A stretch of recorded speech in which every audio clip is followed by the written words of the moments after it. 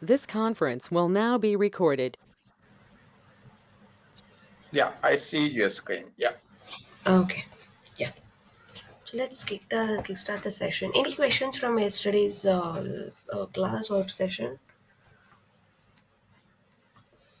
No, it's yeah, I haven't looked much, but I don't have any Okay. question. No issues. Yeah. So yesterday we have let's just do a small recap. Okay. So it's all about SQL that we have learned yesterday. What's DDL, what's DML, what is DCL, and what is TCL. Right? So definition language, manipulation language, your control language, right? Your data control and your transaction control. Oh, this session is being recorded, right? Let me check with Vijay. Oh, it's recording. Yeah, it's good. Yeah, it's recording in progress. Before you start, I have a Uh-huh. question. Yeah, please. For the Snowflake, Uh-huh. DBA or any like data warehouse role, but they Mhm. has Python too, the programming language. So it necessary. It is not necessary, but it is good to have. But it is not necessary. It's not mandatory that you need to know. But see, Snowflake and Python integration is very simple. Okay, just to understand that integration, at least you know Python. That is also well and good.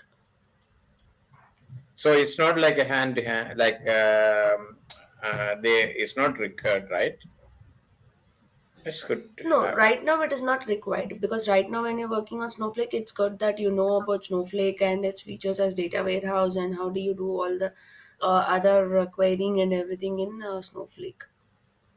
Yeah. Hmm. But Yeah, when in moving forward, you can pick that if really needed, but it's not a required thing actually. because some of the job requirements I saw online, so they ask Java, either Java or Python for Snowflake. Yeah, Maybe but it's not no. mandatory actually. But yeah, it's just like when we get into Snowflake, I'll be having a session on Python and Snowflake integration. Okay. Okay, okay. No, So just in yeah, in that session when we see about that, right, that integration part should be good. If you know how it is integrated and what you can do with Python, that is well and good. Apart from that, I don't think it is mandatory actually because even I too hire people for my company, right? So I do interview. If they're good in Snowflake and they're not good in Python, I don't take it. Yeah. okay. So you work from India? Yes, I work from India. Okay. Yeah. Um, so I don't know. I wish one more question. It's like, let Mm-hmm. for example, like back in like maybe 15 years back. No, it's more than that. It's I took a SAP, but after the SAP training, it's really hard to work in a project because SAP was pretty complex. You Mm-hmm. need to have a real life project experience that time. So I was struggling, but I Mm-hmm. think considering the Snowflake, what do you think? It's like after this training and some knowledge, it won't be that hard because the SAP is like let's say you take one of the module, the training, the guide, and you Mm-hmm. go in, but it's a totally different aspect. There's lots of functional site and modules, and you have to know, right? Is specify a file like HTML, the SAP side, the ERP. So that time Mm-hmm. I had very difficult time. So I'm just wondering is what's the complexity concern of this Snowflake? Okay, so as see Snowflake, people who are in already in data side, right? Like they have started off as ETL developers or reporting, or they know data, right? For them, Snowflake is, I can say, it's easy. Okay, they Mhm. have actually made Snowflake very easy for everybody to understand. Okay, and work on it as well. Okay, as you said, you have a different background like SAP and everything. uh, but even though that is the case, you already know few things about it.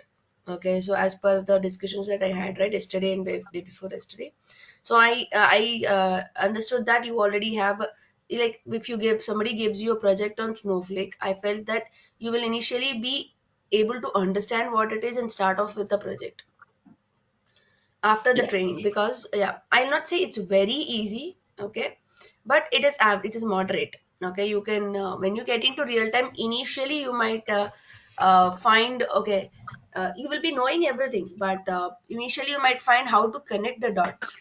Okay, there are a lot of dots around the Snowflake, as you told, one is Python. Okay, similarly there are multiple ETL tools, as I told you, right? Matillion, like MuleSoft, Yeah. or people are into data pipelines or data into data engineering and everything.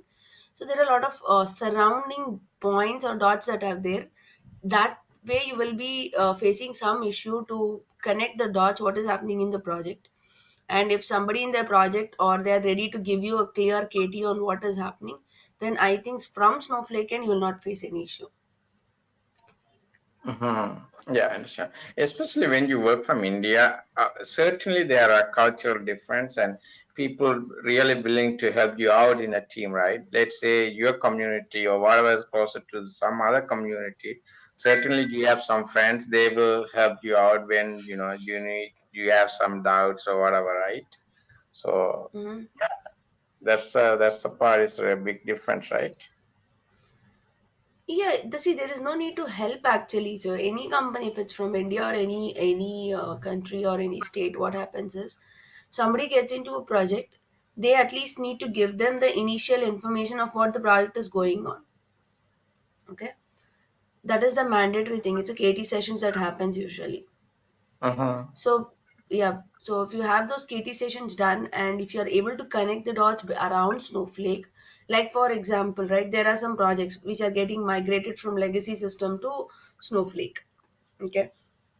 During this process, if they ask you what is happening, okay, what you can do with Snowflake, okay, or if they ask you how you are loading data to Snowflake, what is happening before Snowflake, before getting the data into Snowflake, okay, Uh-huh. those things will might be initially like you'll try to get you'll try to go ahead and see like what is happening, or you might face some issues, but from Snowflake side you will not face it. If somebody gives you a task on Snowflake to work on it, I don't think it will be a problem for you, because yeah, the things that you were learning or the things that you will be seeing, right, it's not very complex. Okay, see, Snowflake has I can say three different levels.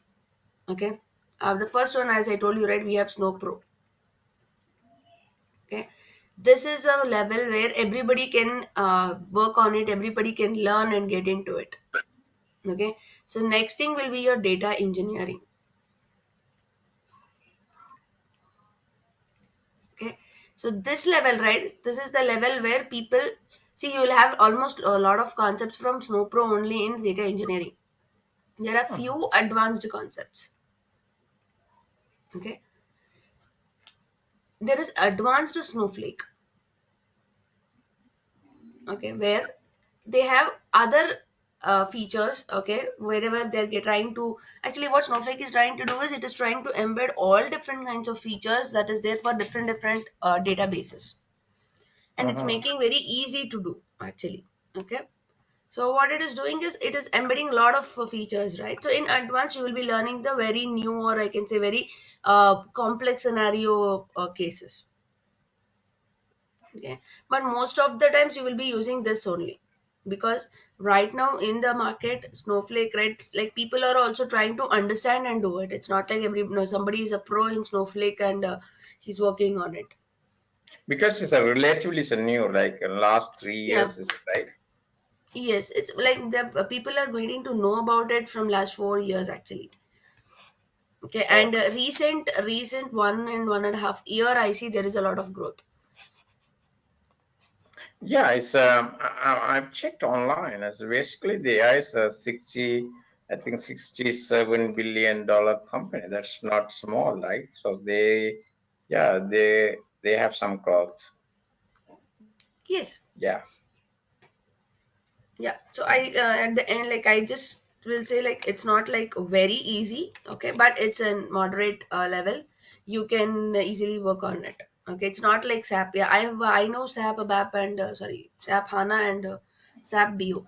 Okay, Mm. so yeah, it's not very difficult as those. Okay, so you can get into it. That is more of functional actually when you get into SAP, right? Yeah, It's because more of functional.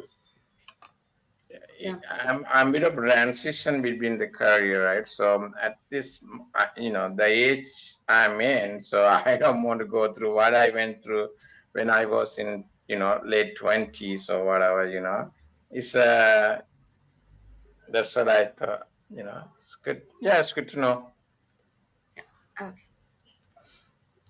Yeah, just to recap, right? So we have seen these all things, and we have seen different kinds of statements, right? We have seen create statement, we have seen update, we have seen how to drop a particular table, and truncate and insert, right? And we have seen different kinds of statements and their syntaxes yesterday. So today we'll continue with the next statements that we have.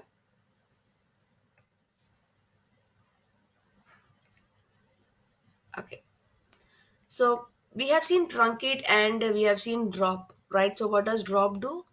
It will actually drop your particular table from the database. So you will not have that table inside the database once you use a drop statement. And what does truncate do?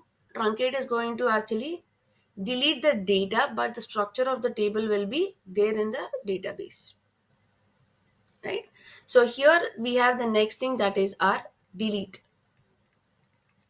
Okay, so apart from those two options, okay, where you can actually remove the data from database, you have something called as delete. So this particular statement, right, this is a statement which will help you to delete a certain number of records. Okay, or you can delete one record.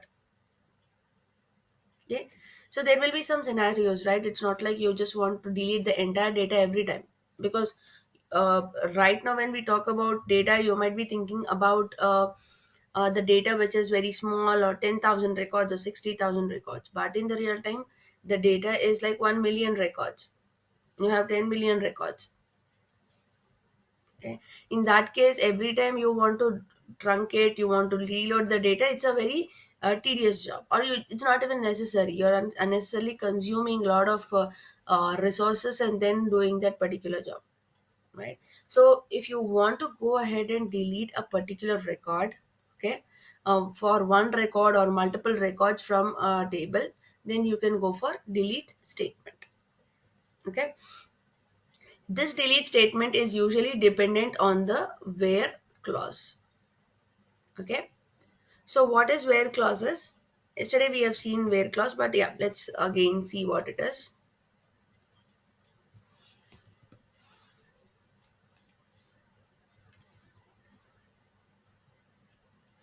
Okay, so you have 1 million records. That is what we are trying to see. Okay, but I just want to get or filter my records based on some condition.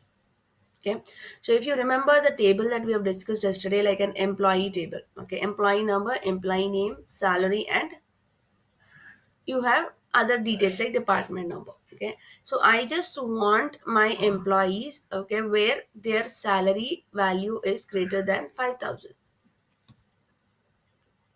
This is the condition that I have. So I just want all the records from a table called employee. Okay, and what records I need? I don't need all the records.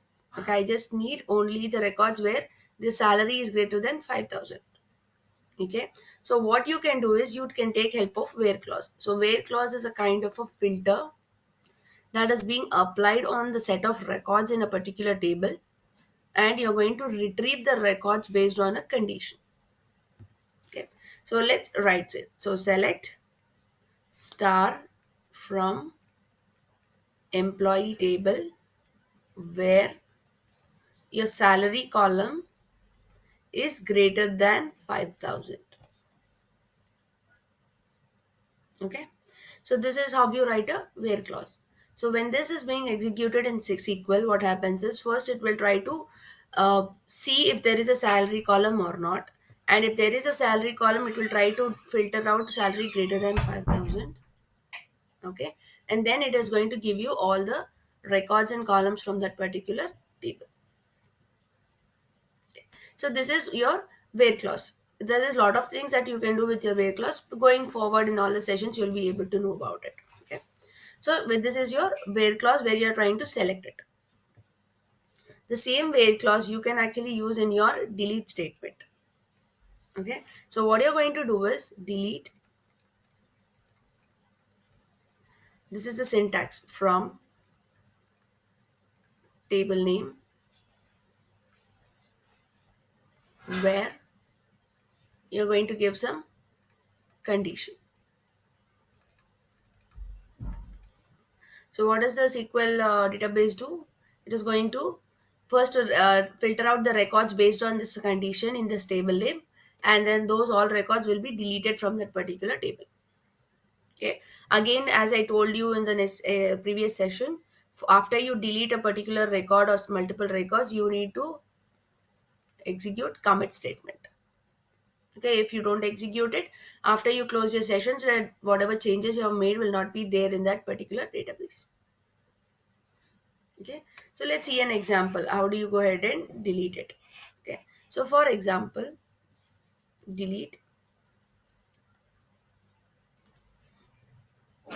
from students table where student name is equals to John.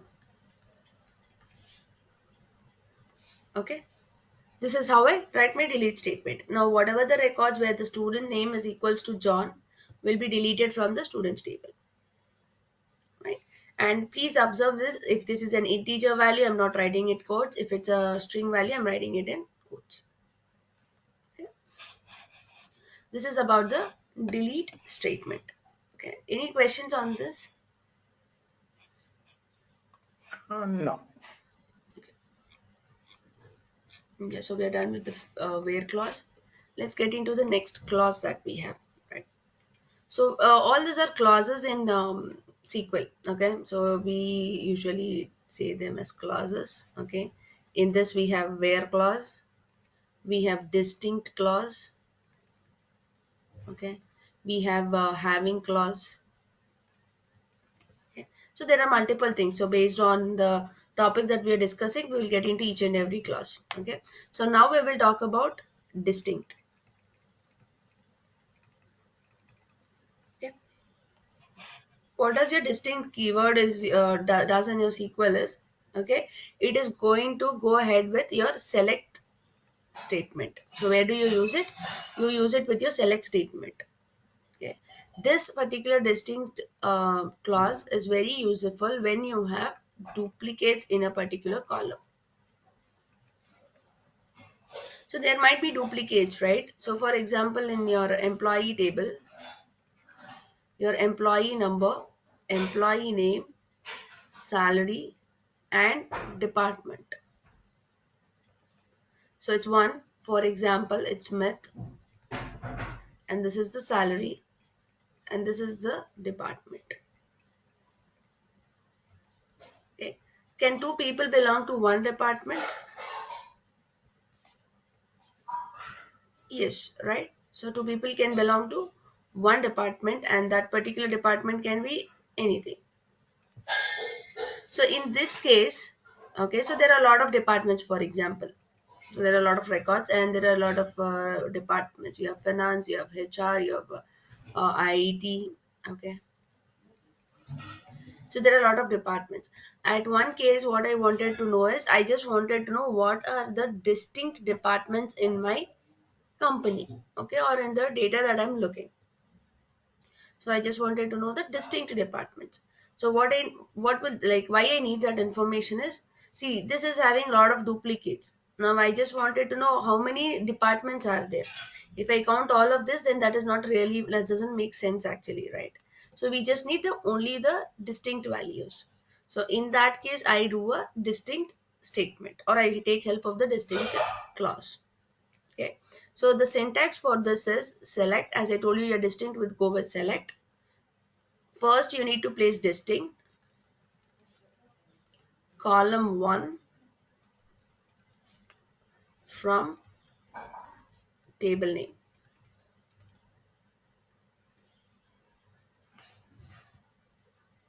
Okay, so what happens is it is going to select distinct values of column 1 from the table name.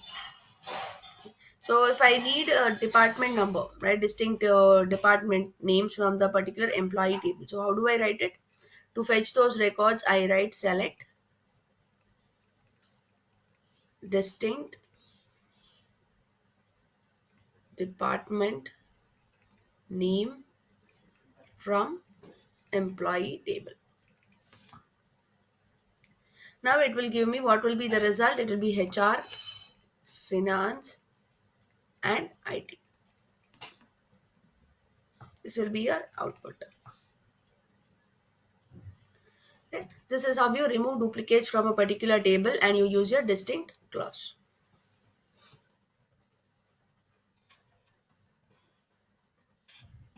So let's get to the next topic. Right. So the next topic is a bit important. Okay. Yeah, all the topics are important in SQL, but this is something which will help you out. Okay. These are constraints. Okay. So what are constraints and why do you need constraints? So you have a lot of data in your tables, right? You have multiple tables also. How you are going to get data from multiple tables, or how you are going to insert data into a particular table. And when you are inserting the data, you will model your data also. It's not like I just go and dump my data into the table. Okay, what I need to do is whatever data that I push to my table, it should be useful in going forward for any other analysis or analytical purposes, right? I should not go and dump my data into the table without any rules or anything. Okay, what are constraints is constraints are nothing but you're going to apply some rules, okay, on the data in a table. Okay, so what kind of rules you are going to apply and why do we need to apply? So as I told you, right, so you have multiple tables. For example, you have employee table, you have department table, you have a locations table. Okay, so if you have multiple tables, it's not like the scenario is not like every time you'll only go and query employee, then you'll get department, then you'll get location. There are some scenarios where you're going to combine all these three and also get the result set. Okay, in that cases, when you want to combine between two different tables or when you want to insert data into each and every table, what you are going to apply some rules. So let's see the rules, then you will have more details on what exactly these constraints are. First one is your not null constraint. Okay, what is a not null constraint is when you're creating a particular table in your database or any database, MySQL, Oracle, or anything, right? So you're going to give the column names, right? So what is your create statement? Create table, table name, and then you're going to give your column 1 and the data type and the size, right? So when I am defining this, I just want to say that there is a column, okay? In that particular column, I should not have null values. That is my rule. Okay, why is that? Okay, for example, let's take a Amazon orders table only. Okay, so you have orders table. So what you'll have in orders, you'll have your order ID, order date, order amount, and so on. In this particular table, okay, if this is null, or if this is null, or if this is null, is it really helpful for us?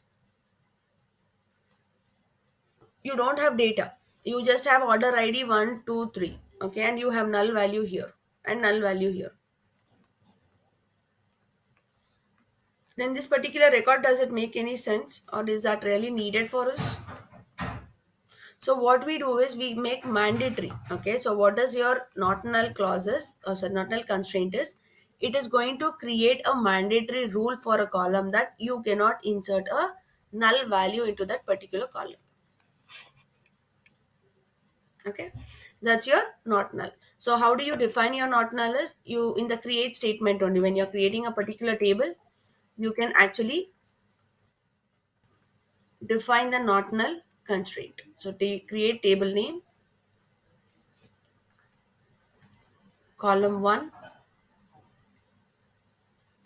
int, for example 6, and I'm going to put not null, and then a comma, column 2 varchar 255, and this one, and then I'm just going to close my statement.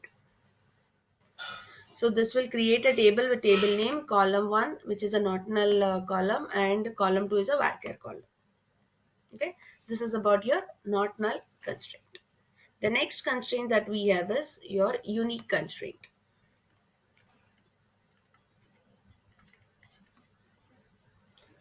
So what does unique constraint do is, okay, it will actually help you in identifying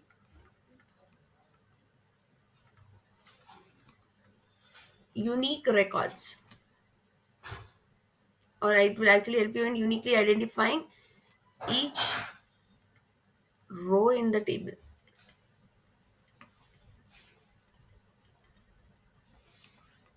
Okay, so that is, for example, for a particular column, all the rows should have unique values. Okay, it should not have same values, it should have unique values. That is the constraint that we are giving on a particular column.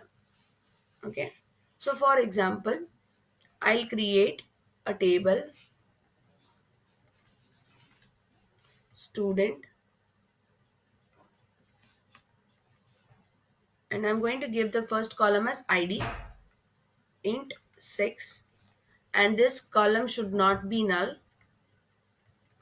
and it should be unique. Okay, that is what I'm trying to define. Your id will be a unique value, right? You cannot have same values for two different students. Similarly, I give the other columns, and then I close my create statement. So this is the part where we are seeing now. So you have not null and you have unique for the id column in the student table. Okay, any questions on this? You put on ID, that's a primary key. That's why you put on an ID instead of the name and stuff you choose. No, you can even put on anything. It completely depends upon the scenario that you're working on or the requirement. It's not on right now. I've just put on ID and name because two people can have same names, and two people can have same addresses. It doesn't make if I put it on name or address, right? Yeah. That's right. Okay. So on top of this, I can define a primary key now. So even PK is your constraint. So yeah, that is the next thing that we'll be talking about. So you have primary key. So what is the primary key? It is actually going to uniquely identify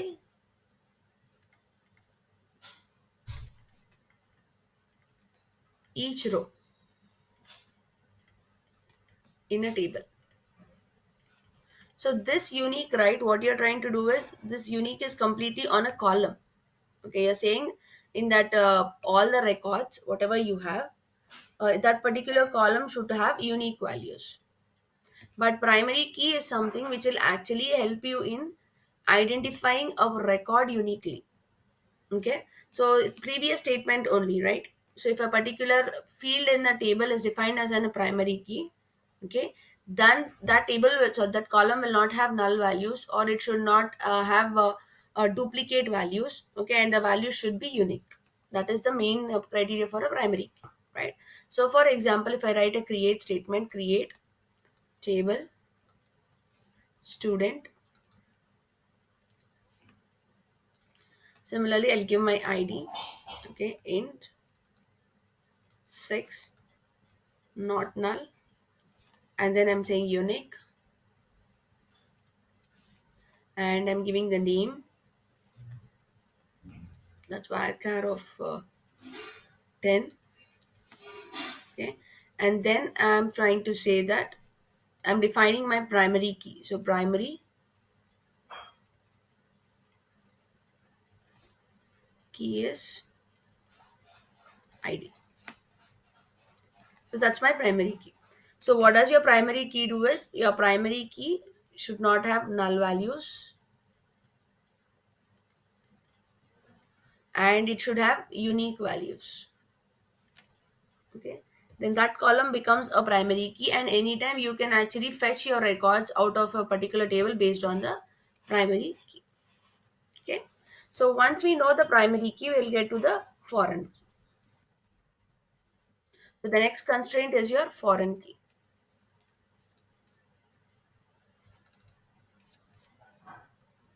Okay, this table, right, what happens is, or this particular constraint, right, it is going to be defined on a particular field in a table, okay, or a particular column in a table. Okay, it is going to identify uniquely each row of another table.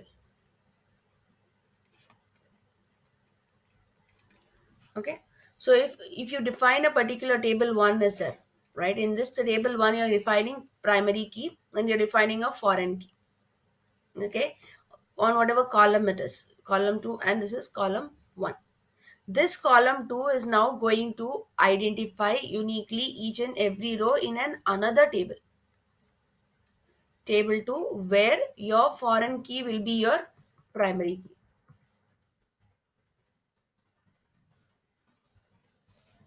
Okay, simple example for this is your employee table. You have employee ID, you have employee name, employee location, and your department ID. Okay, this is the table that I have. So I have 1 2 3, I have Smith, I have location is York, and then department ID is 10. 2 3 is another employee, I have John, I have California, and then the department ID is 20. So now what does this department ID is? This is your foreign key. This is your primary key. Okay, now what does this department ID do is, there is a table called department. In this you have department IDs, okay, department name, department location. So 10, department name is HR, and department location is New York. 20, finance, and here you get is California. So this particular record, whatever you have in this employee table, this department ID, this is going to identify each record uniquely in an another table. And these are the constraints which is helping you out in joining two different tables. Now if I want to get the data from both these tables into one statement, okay, then I can join on the department ID. So it's a common column between two different tables. I can use that and join. Okay, this is about your foreign key. Let's do the next one here.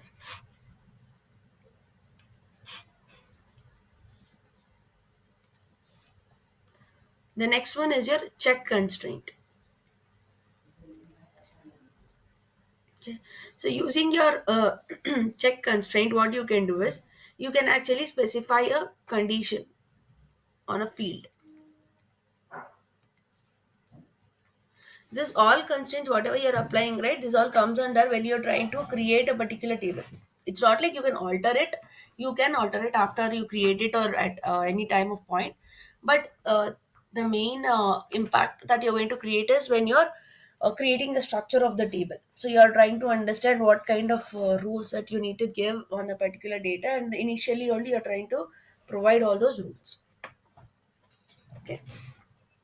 So for the check constraint, what it is doing is it is going to check based on a condition of a field. You're going to go ahead and do a check constraint.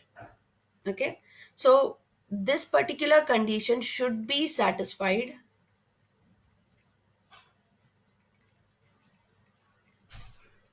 while the data is entering into the table,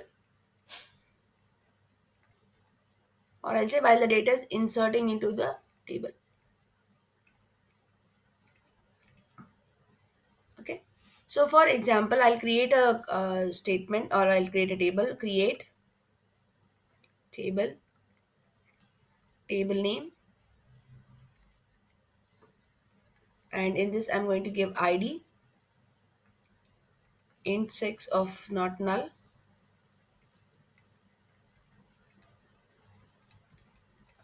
okay, and I'm going to provide the age column, that's int 10, and I want to put a not null constraint on it.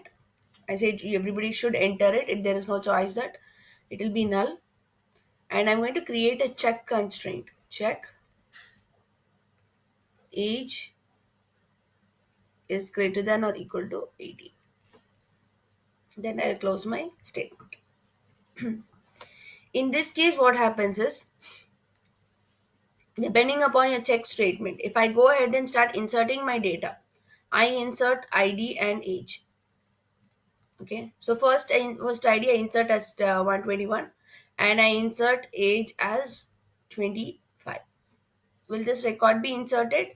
Yes, because 121 is an integer, it is satisfied, and 25 is the age, it is being satisfied, and the check constraint also, it says age should be greater than or equal to 80. So 25 will be inserted into the table. Now I want to insert another record. The ID is 23 and the age is 15. Will this record be inserted? No, it will throw you a check constraint error saying that you are violating the check constraint. Your age value should always be greater than or equal to 18. So this record will not be inserted. Okay, so this is how you are going to specify some check rules before inserting the data into a table. Okay. So any questions till now, or any questions or anything that is confusing? It's all good. Thank you. So let's see the last and final constraint that we have.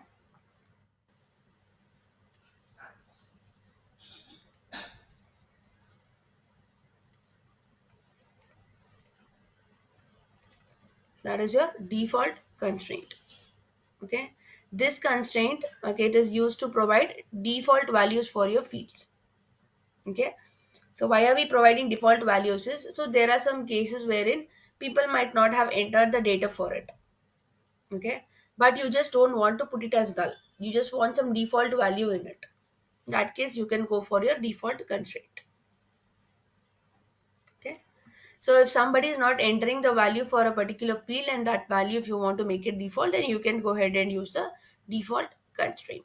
So for that, create table a student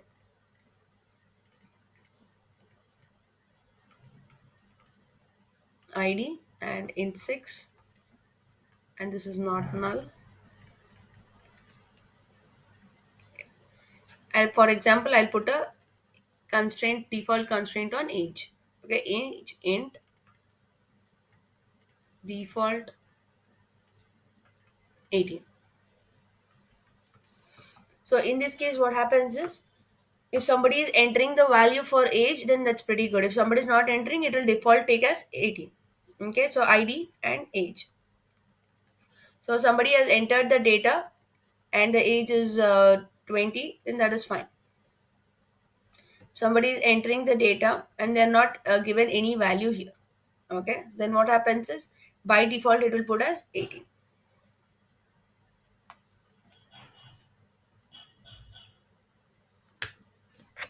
So these are all your constraints that you have. So you have Nortonal constraint, you have a PK constraint, okay, or you have, I can say, your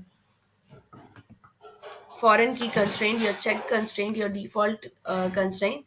So all these constraints you can use and create a particular tables, okay, and you can define multiple conditions on creating those tables. Okay, so these are the data rules that you're going to apply on a particular table. So you're clear with the constraints and the clauses, right? The where clause, the distinct clause, and the constraints.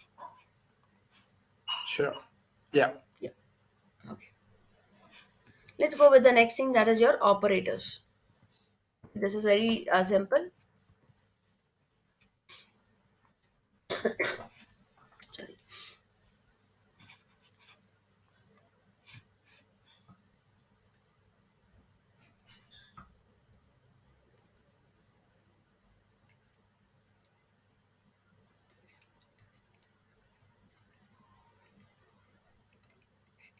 Okay. So you have operators. Now, what are operators in SQL is uh, you want to do a lot of manipulations when you are working with your data. Okay. Like for example, there are arithmetic operators. Okay, this is nothing but you have some integer values and you want to perform some arithmetic operations on top of it. What are the arithmetic operations you have? You usually do a plus, you do a minus, such as subtraction, division, right? You want to do a multiplication on top of the data, then you can use your arithmetic operators. Okay, so similarly you have different kinds of operators. You have string operators, you have like concatenation and everything, you have wildcard operators. We will see all those things. So the first operators that we are seeing is your arithmetic operators. So how do you implement it? So these are all the operators that you can use. You can use plus symbol, minus, divided by, and your multiplication symbol. Okay, and then if when you're implementing it like I can go ahead and implement like this: select employee ID, comma, employee name, comma, salary. Okay, and I just want to add 100 value to my salary. Okay, how do I add it? So salary plus 100. Okay, and then now we will see an interesting concept called alias. Okay, this is alias. So when I execute, what I'm trying to give is I'm trying to give a name for this. Okay,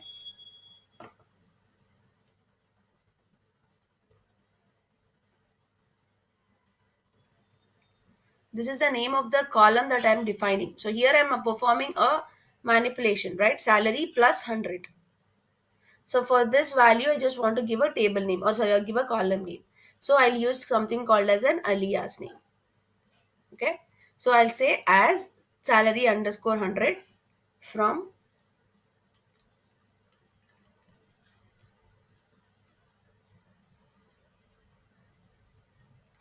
employee table.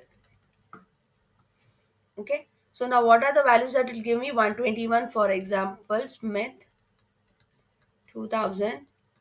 And here the column name will be salary 10. And the value for this will be 2100. Similarly, 221, John 4000, and the value for salary underscore 10 will be your 4100. This is 100.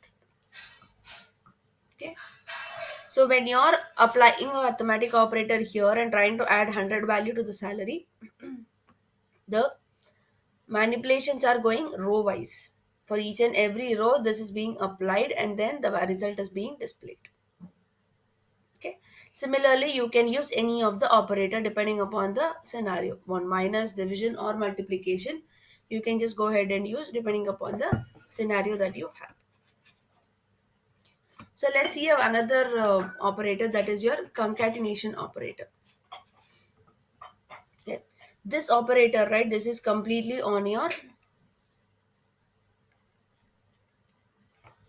string values.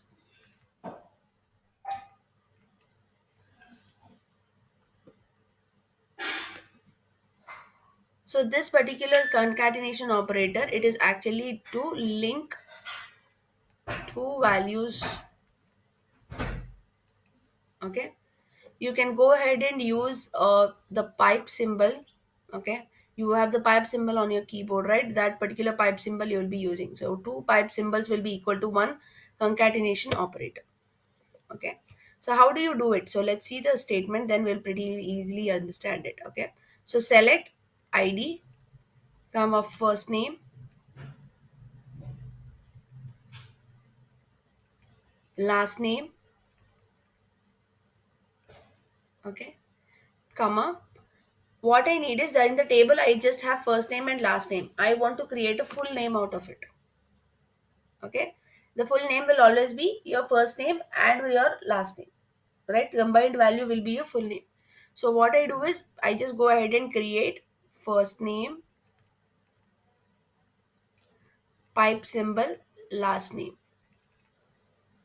okay, as full name.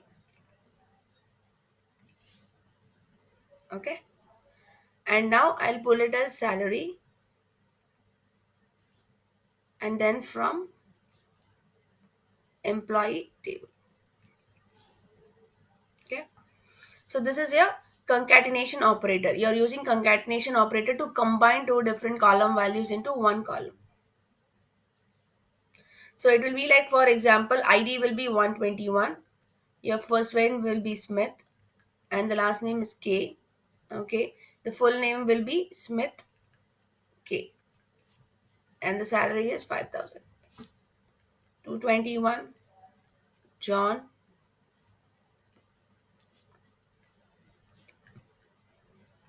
okay, the full name will be John M, and 6,000. This is how your concatenation is working here. This is your concatenated values. Okay, so you're clear with the concatenation operator, right? Yes, good. Okay,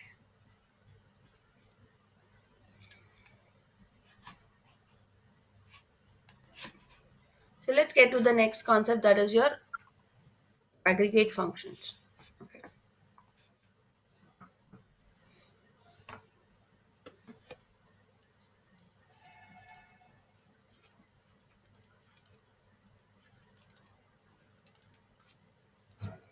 okay. So in aggregate functions in SQL, what you're going to do is, why we need aggregate functions is, on top of your data, whatever you have, you might need to perform some analysis on top of it, right? You just wanted to know some information from your particular table. In that case, you go for your aggregated functions. Okay, so why do we use this aggregate functions is completely on your integer values. Okay, like the aggregate functions that you have are sum, okay, you have count, you have average, min, and max. Okay, so what happens when you use aggregate function, you're going to get the summed up value. If you have, if you are using a sum aggregation, then you're going to get the sum of salaries, for example, average of salaries, minimum of a salary column, maximum of a salary column. Okay, so you can use multiple aggregate functions and you can actually get the data out of it. Okay, so we will be implementing this. For example, along with this, we'll also be learning about group by. Okay, so for example, let me put the data, then we can understand it. So employee ID, employee name, their salary, and their department. Okay, so 121 at 6,000 and 10 department. Day1 John, 5,000 and 10 department. Clark, 3,000 and 20 department. If 521, Rohit, you have 2,000 and 30 department. Okay, so this is the table that I have. Okay. Now my question is, or what kind of data I want to retrieve is, I want to get the sum of salaries, okay, for each and every department. Okay, that is nothing but, so for example, you have 10. So for this, I need to sum up. You have 20. For this value, I need to sum up. You have 30. I need to sum up for this one. Okay. If I have an another value, for example, I have an another value.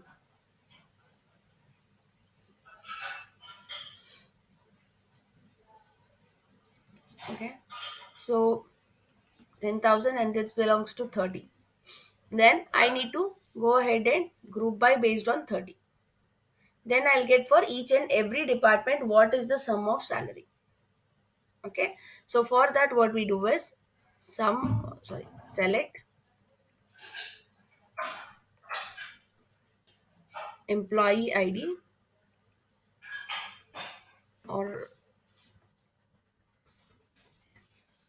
select sum of salary,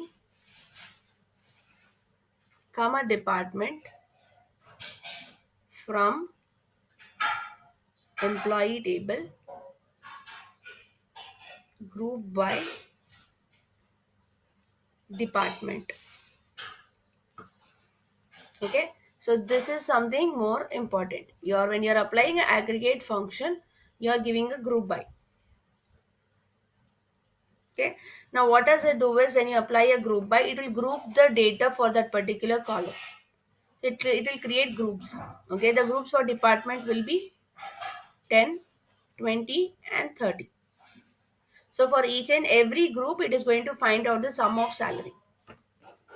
Okay, now for this, how it looks is, it will say you are only selecting two columns. Okay, so the output will be like this. The sum of salaries is 11,000 for 10 department. The sum of salary for 20 department is 3,000. Sum of salary for 30 department is 3,000. Okay, so it is summing up the salary and it is grouping based on the value that you have given in the group by column. Okay, the column is department and then it is giving us. The main thing that we need to remember when you are writing a select, aggregation and your group by is, whatever columns you have in your select, those columns should be there in the group by. Okay, else it will throw an error.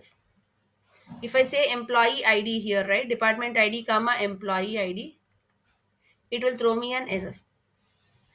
So whatever columns you have in the select part, that column should be there in the group by. So when you are writing a group by statement, you need to think about it and write on top of it. Okay. Similarly, as sum of salary, you can also give average of salary. Okay, you can give minimum of salary. Okay, you can give max of salary. Okay, so you can use multiple things and multiple aggregation functions and get the required analysis on top of it. So this is not, you're not directly fetching your data. This is giving you some meaningful insight of your particular data. So based on this, now you can understand that your 10 department is having the highest salaries. So in this small data only you're getting this much information. Then if you think about the huge volume of data that we have in the real time, then you'll be having more insights that is coming out of the aggregations that we are doing. Okay, so clear with this, right? Any questions on this? We will be seeing this when we start off with the hands-on also, so you'll have more clarity on this. Sure. It's all good. So I understand the concept of, yeah, it's Okay. good. Okay, great. Yeah. So I'll just stop the session today here. Okay. And then from the next session, we'll be getting into wildcard operators. We'll be getting into joins, union. Okay. A few more things that we might need to understand on date functions. And then we'll be seeing how to write queries. Sure. Okay. Yeah. So thank you. Thank you. Thanks, Ian. Thanks for attending the session. Okay, have a good day. Bye. Yeah. Bye bye.